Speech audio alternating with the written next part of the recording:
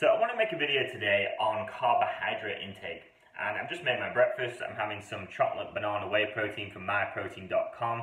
Highly recommend it, very affordable, loads of products. Highly recommend it, check out their website. So I've got whey protein, oats, raisins. I'll probably put some almonds and maybe some cinnamon in there as well. And just to kind of give an origin backstory to the demonization of carbohydrate, originally it was actually fat what was the demonized macronutrient. So this is why in the 80s people prescribed more lower fat diets. They thought if you ate fat, you got fat. So they had a higher carb intake, higher protein intake, and then a lower fat intake.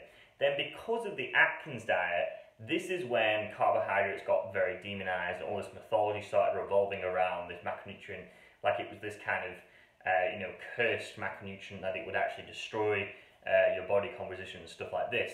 Now, the reason why people get confused on the Atkins diet is actually, if you actually take a large portion of your calories intake away from your carbohydrate, most people eat predominantly carbohydrate. So if you withdraw all your carbohydrates, eradicate that from your diet, then you're going to have a massive calorie drop.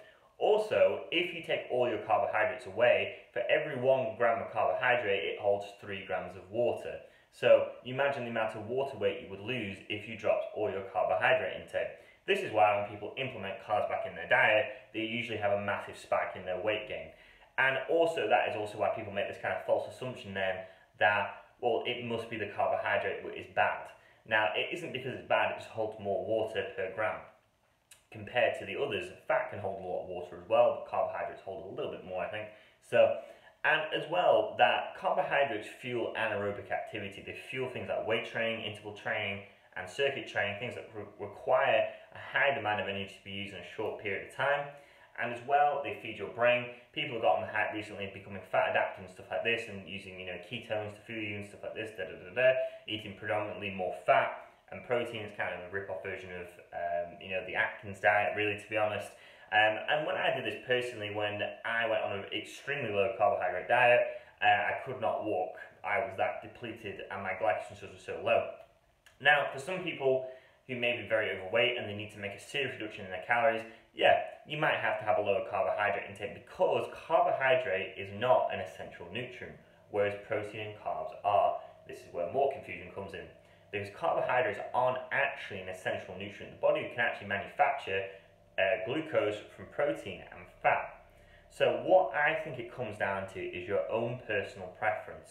For people who have a very good insulin sensitivity, that means that when you eat carbohydrates, your energy is sustained for a long period of time, and that you can actually process them very well. And for someone who has a very poor insulin sensitivity, that means that they have a big bowl of pasta and their blood sugar just completely crashes and they can't really function very well.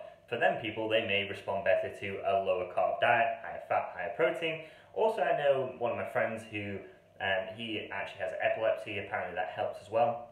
Being on a low carb diet, higher fat, higher protein diet. For people who have good insulin sensitivity, who are training quite intensely, like myself, I actually respond very, very well to carbohydrate, and I like to have a balance of predominantly carbs, and then proteins, and then fat. So it really, really depends. Now, no macronutrient is bad. It is just the proportion and the frequency in which you consume it. It depends on your body type and your goal, but they are not a bad nutrient. There's just a whole kind of fallacy as well around insulin. The hormone insulin, that means if you eat carbohydrates, release insulin, that means you store fat because insulin is a storage hormone. But this is only partly true because you actually release insulin from protein as well as every other macronutrient.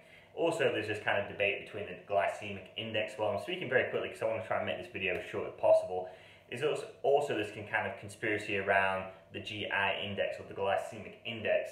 You want to eat food that's predominantly low in GI and stuff like this, so you don't release as much insulin and stuff like that. There is actually a separate insulin index which is different from the glycemic index. The glycemic index was a study which basically was testing the rate of blood sugar into the bloodstream and stuff like this, but it was done in carbohydrates in isolation. The moment you put a protein, a fat or a fibre with a starchy carbohydrate or a sugar, it actually lowers the GI index. So it kind of becomes obsolete. That model is really obsolete, the GI index.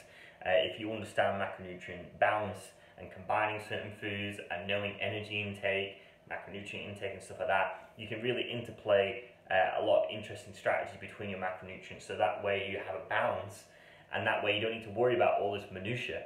And I'm kind of simplifying it now, but you have to realize that it's a very individualized thing.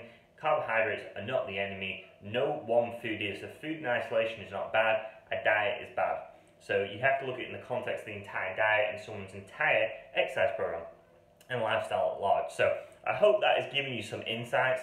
If you have any questions, comment below and I'll speak to you soon. I'll probably do some more videos on this as well. I know it's a very big topic. I'm probably going to do a lot more blog posts on this as well. So hope you guys have a good day and I'll speak to you soon. Thank you very much.